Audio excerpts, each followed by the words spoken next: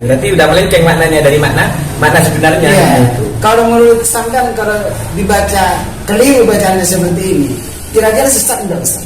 Ya bisa sesat karena iya. kalau hadis itu berarti sudah menyelewengkan, sudah memanipulasi isi dari kandungan hadis Iya. itu. Falyatabawwa minan nar. Kemudian ada seorang yang sudah sepuh namanya Dzulkarnain Al-Maduri. Beliau katanya, kata teman saya, beliau itu adalah orang Sumenep. Kalau begitu kita sama Pak, saya juga orang Sumenep. Kalau Anda orang kota, ayo kita kapan-kapan ketemu ya. Yang akan kita bahas, balasan komentar saya, tanggapan saya terhadap Anda ini mari kita bahas. Karena Anda niatnya ini ingin menyalahkan saya, membela Farhan Abu Furaihan, ternyata Anda malah berlepotan. Anda malah lebih 10 salah Anda. Pak Dzulkarnain Al-Maduri, Anda mengatakan tidak ada kepentingan terhadap saya, terhadap kelompok atau komplotan saya. Sama juga saya tidak punya kepentingan terhadap Anda dan gerombolan Anda. Anda bilang komplotan, saya gerombolan, impas ya Pak. Nah, kesalahan Anda yang pertama, Anda mengatakan wasanan itu dibaca wasnan. Kemudian kata wasnan, sebenarnya kata wasnan itu ada dalam hadis-hadis lainnya. Antara kesalahan wasnan ya kita bisa lihat di sini menggunakan wala yadahu bila wasnan, karena memang ada hadis yang menggunakan kata-kata wasnan. Saya teliti di konten Anda, di video Anda mengatakan wasnan, Anda mengatakan wasanan, dibaca wasnan oleh Anda, itu dibaca wasnan, itu sebanyak kurang lebih 8 kali. Jadi ini bukan murni sabul lisan, bukan salah ucap Anda, bukan salah kata Anda, tapi memang itu Anda menunjukkan Anda tidak tahu. Bukan wasnan, tapi wasanan. Silakan. Assalamualaikum warahmatullahi wabarakatuh. Waalaikumsalam warahmatullahi wabarakatuh. Bismillah walhamdulillah, wala hawla wala quwata illa billah. Wassalatu wassalamu ala rasulillah Sayyidina Muhammad ibn Abdullah wa ala alihi wa sahbihi wa mawala, amma ba'du. Ayuhal ikhwan rahimakumullah. Alhamdulillah, pada kesempatan yang berbahagia ini saya sedang bersama dengan Gus As'adi ya, pemilik channel YouTube Santri. Beliau ini pakar ilmu nahu ya Ustaz ya? Ya masih kurang. Insya Allah saya Ustaz gini Ustaz, kurang. ketika saya menyaksikan YouTube Santri itu, YouTube Santri ya, seluruh pembahasannya tentang ilmu nahu Ustaz. Iya benar. Berarti kesenangan sampean itu memang membahas nahu itu Ustaz. Bukan hanya senang, tapi memang suatu kewajiban menurut saya. Suatu kewajiban dan suatu keharusan yang memang mestinya bagi pemula, bahkan jangankan pemula, bahkan orang yang sudah tingkat lanjut saja masih penting untuk memahami ilmu nahu. Artinya untuk memperdalam ilmu nahu ya Ustaz ya? Ya, semua kalangan lah, ya, baik kalangan pemula ataupun kalangan yang sudah lanjut, itu tetap wajib mengetahui ilmu nahu. Nah kalau untuk pemula ya wajib belajar. Jadi mulai sejak sampai di pondok pesantren itu memang tujuan utama itu memperdalam ilmu nahu Ustaz ya? Ya sebenarnya memperdalam ilmu nahu ini tujuannya untuk memahami Al-Quran dan hadis seperti itu Ustaz. Jadi sebagai alat saja untuk memahami kebenaran isi dari Al-Quran dan hadis. Iya. Bagaimana hukumnya itu Ustaz, belajar ilmu nahu itu Ustaz? Kalau menurut mayoritas ulama, hukum mempelajari ilmu nahu itu fardu ain untuk orang yang mempelajari ilmu tafsir atau ilmu Al-Quran dan hadis.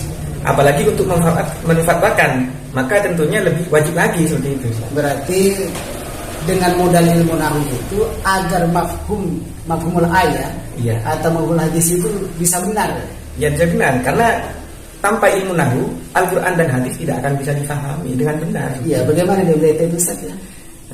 Annahu awla awalan ayyulama il kalamu dunahu la yufhama. Jadi pembicaraan tanpa ilmu nahu ya ditolak.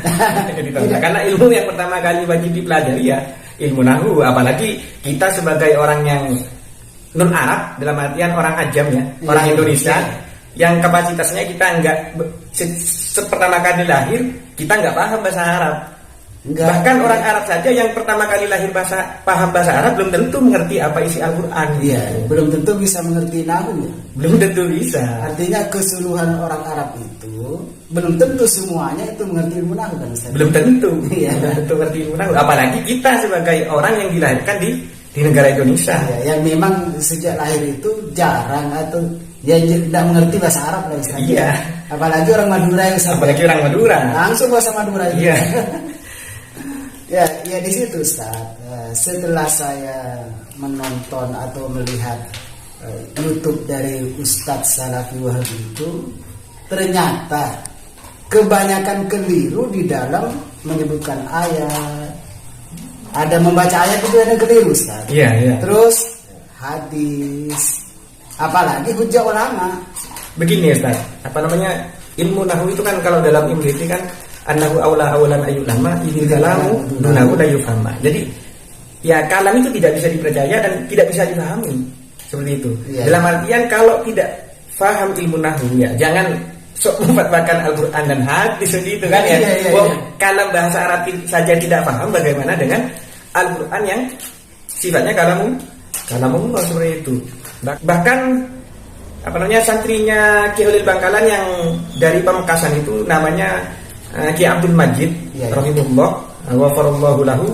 Beliau dalam nazamnya kitab Nuqatul Bayan itu berbunyi annahu zainul fata wal fiqhu hilyatuhu. Faman ada minhuma fa'tuhu fil baqari. Bahkan orang yang tidak paham ilmu nahwu itu ibarat sapi. Iya. Jadi annahu zainul fata. Jadi kalau paham ilmu nahwu ya ibarat orang yang memiliki perhiasan. Iya, perhiasan. Siapapun senang memandang perhiasan. Iya. Kan ya artinya orang yang memiliki ilmu nahwu itu bisa menghipnotis orang yang melihat itu. Iya, seperti itu. Iya, karena pembahasannya jauh dari kesehatan. Bukan hanya perhiasan tapi juga alat. Ibarat orang mau ngarit pengen dapat rumput tapi nggak ada aritnya ya.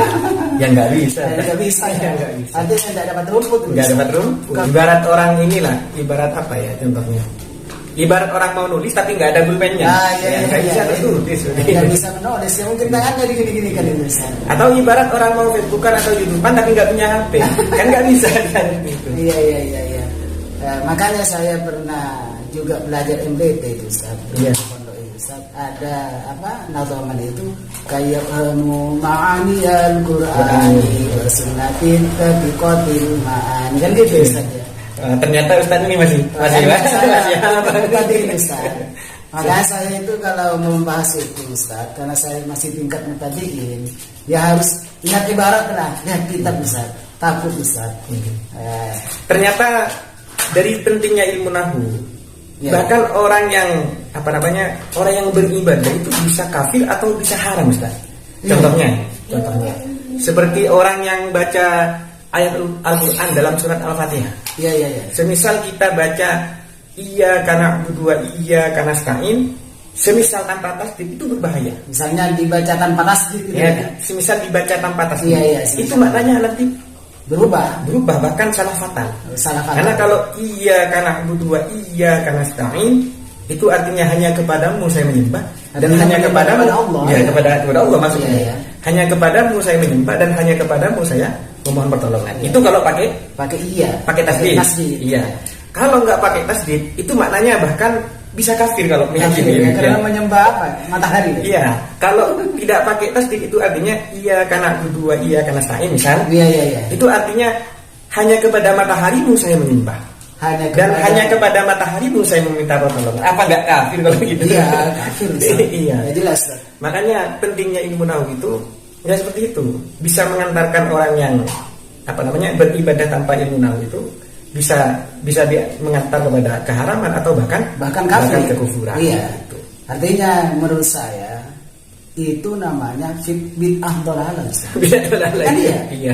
Al-Qur'an dirubah. Iya. Pernahkah Rasulullah berubah Al-Quran? Apalagi tidak ditulis tasdid? Kan seperti itu. Iya. Ini yang namanya menurut saya bid'ah dhalalah. Ketika saya ingat orang-orang yang berdakwah itu Ustaz tanpa memakai ilmu nahwu itu, saya ingat apa yang dikatakan Rasulullah. Ya. Barang siapa yang berdusta atas nama aku, maka tempat kembalinya adalah neraka. Ya gimana enggak Ustaz kalau sudah berubah huruf Iya. ya tidak sesuai dengan apa yang disampaikan Rasulullah. Makanya begitu pentingnya ilmu nahwu sehingga diwajibkan kepada seluruh kalangan. Iya, itu bahkan betul. dari kalangan orang yang sudah alim ataupun pemula. Wajib itu. Wajib. ilmu nahwu. Kalau untuk secara umum wajibnya fardu kifayah. Iya. Tapi kalau untuk orang pengajar Al-Quran, hadis, apalagi memfatwakan seperti orang-orang Wahabi yang katanya kembali ke Al-Quran dan hadis, Al-Quran dan As-Sunnah ya. iya kepada Al-Quran dan hadis, Ternyata padahal ternyata pakainya itu terjemahan. Wah, Iya, ini bahaya. Iya berbahaya Ustaz. Ada Ustaz itu ya, Ustaz Salafi Wahabi bahkan itu ngakunya salah satu pimpinan dai PP Muhammadiyah Ustaz. Iya. Nah, ini sudah pimpinan dai-nya, artinya sering berfatwa memang. Ngaku sendiri. Ternyata menyalahkan teman saya niatnya. Iya. Ternyata dirinya sendiri banyak kekeliruan Ustaz. Iya, contohnya ini Ustaz ya. Iya. Wa fil hadis langsung. Allah tada'ati misalan illa tamastuhu. Dibaca tamastuhu. Ya, keliru. Iya. Itu kan hitungnya kan kepada orang lain kan. Iya, dengan ternyata ini. tuh itu kan mutakallim wahdah. Mutakallim wahdah. Untuk dirinya sendiri Iya. kan nggak mungkin menghitungi dirinya sendiri. Ya tentunya pakai ta kalau Iya. gitu. Karena maknanya begini Ustaz ya, yang sebenarnya itu. Jangan engkau meninggalkan patung atau berhala kecuali engkau menghancurkannya. Tapi kalau sekarang dirubah menjadi tamastuh Ustaz, yang asalnya tamastahu itu kan berubah maknanya. Iya, langsung ke saya. Iya, kecuali saya menghancurkannya. Iya, berarti udah melenceng maknanya dari makna sebenarnya. Iya. Gitu. Kalau menurut Samdan kalau dibaca keliru bacaannya seperti ini, kira-kira sesat enggak Ustaz? Ya bisa sesat karena Iya. kalau hadis itu berarti sudah menyelewengkan, sudah memanipulasi isi dari kandungan hadis Iya. itu. Berarti- Falyatabawwa minan nar. Minan nar, iya. Konsekuensinya. Konsekuensinya itu.